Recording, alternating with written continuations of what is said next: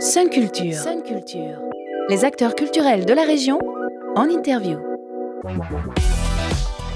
Bonjour à toutes et à tous, bienvenue dans le Sun Culture, votre rendez-vous du mercredi à 12h30. Aujourd'hui, je reçois un invité au CV assez impressionnant, Sylvain Chantal, tout à la fois journaliste, scénariste, réalisateur, auteur de théâtre et de romans. Bonjour Sylvain. Bonjour.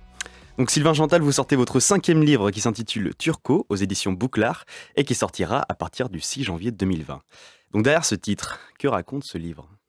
Alors Turco, c'était le nom que donnaient les Italiens à mon arrière-grand-oncle.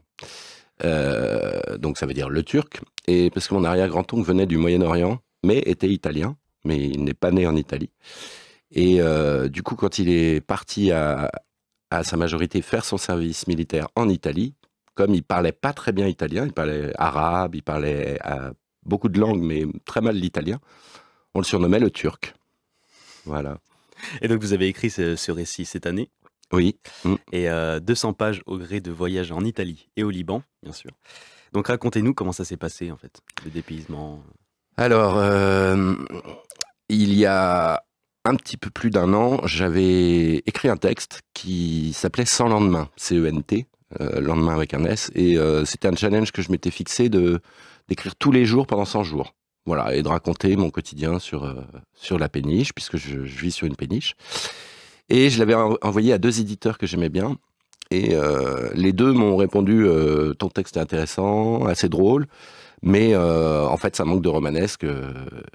Il nous manque un truc. » Et je me suis dit qu'un héros, j'en avais un sous la main, puisque juste avant de mourir, ma grand-mère m'avait parlé de son oncle, donc qui était espion et qui a notamment été chef de la garde impériale d'Haïlé Sélassié, l'empereur d'Éthiopie. Et je me suis dit, mais un héros, j'en ai un, en fait. Donc je vais reprendre tout mon récit, mon quotidien et ma manière d'écrire et tout ça, mais en partant à la quête de ce héros. Et donc, à ce moment-là, j'ai rencontré les gens de Bouclard qui m'ont dit qu'ils cherchaient justement à publier un premier livre sur le thème un peu gonzo, tu vois, d'une quête gonzo. Et donc ça tombait très très bien. Donc dès le mois de janvier, on s'est mis d'accord et je suis parti à la quête de cet arrière-grand-oncle qu'évidemment je n'avais pas connu. Et donc voilà, je suis d'abord parti à Rome, rencontrer son fils, donc le cousin germain de ma grand-mère, que je ne connaissais pas, et qui parle très bien français. Et puis ensuite, je suis parti au Liban, parce qu'il a été chef des services secrets italo-américains après la Deuxième Guerre mondiale. Et là, c'est pareil, j'ai retrouvé une partie de ma famille que je ne connaissais pas, ou très très peu. Enfin, notamment ma grande-tante que j'avais dû voir quand j'avais 2 ou 3 ans, quand j'étais enfant, quoi. Et qui, elle, n'a jamais quitté le Liban. Voilà. Et c'est vrai que vous racontez dès les premières pages, en fait, que vous prenez cette décision sur un coup de tête, oui, pour pouvoir justement partir à l'aventure, à la recherche, en fait, des traces de ce personnage, qui, on peut dire aussi, est un peu controversé. Puisque alors, c'est un militaire. C'est évidemment un militaire, c'est évidemment quelqu'un qui a servi Mussolini pendant la Deuxième Guerre mondiale, évidemment. Très décoré d'ailleurs. Oui, c'est l'Italien le plus décoré de tout le XXIe siècle. Donc il a tout eu, la croix d'argent, la croix d'or, enfin il a tout eu. Bon, j'y connais rien en distinction militaire, mais je crois qu'il y a une photo donc sur internet où tu peux voir toutes les médailles. Il y en a un paquet. C'est vrai qu'il y a beaucoup d'informations sur ce Francesco Di Martini sur internet. Et justement, comment on fait pour, comment vous êtes passé à côté, en fait, de ce personnage aussi important pour l'histoire italienne et des colonies italiennes, malgré le fait que ce soit un aïeul. Alors comment je suis passé à côté ? C'est que j'en ignorais totalement l'existence. Non, comme je te disais, c'est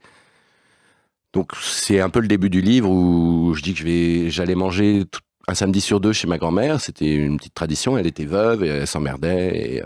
Et donc j'allais manger un rôti patate chez elle. Et puis c'est un jour comme ça, au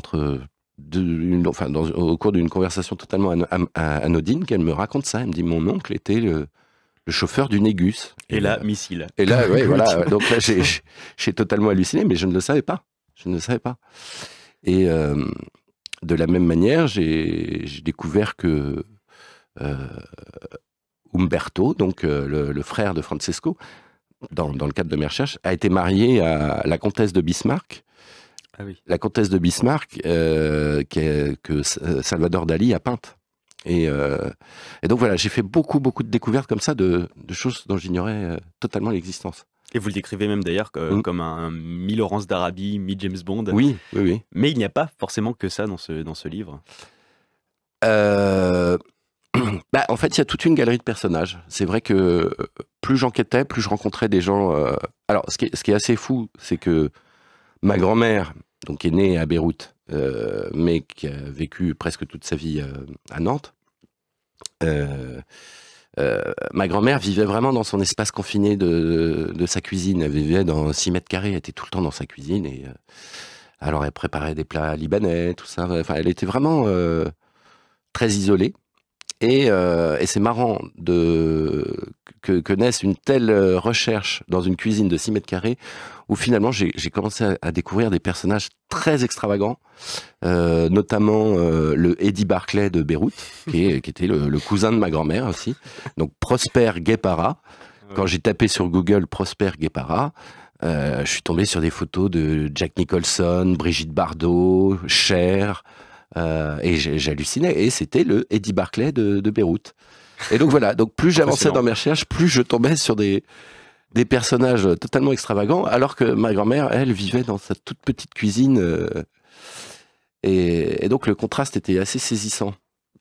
Voilà. Et justement, en fait, dans ce livre turco, je le rappelle, est-ce que votre récit est totalement véridique en fait sur ce personnage-là, ou il y a des passages qui sont forcément romancés? Non, alors je me suis appuyé. En fait, son fils Antonio, le fils de Francesco, a obtenu tous les rapports militaires.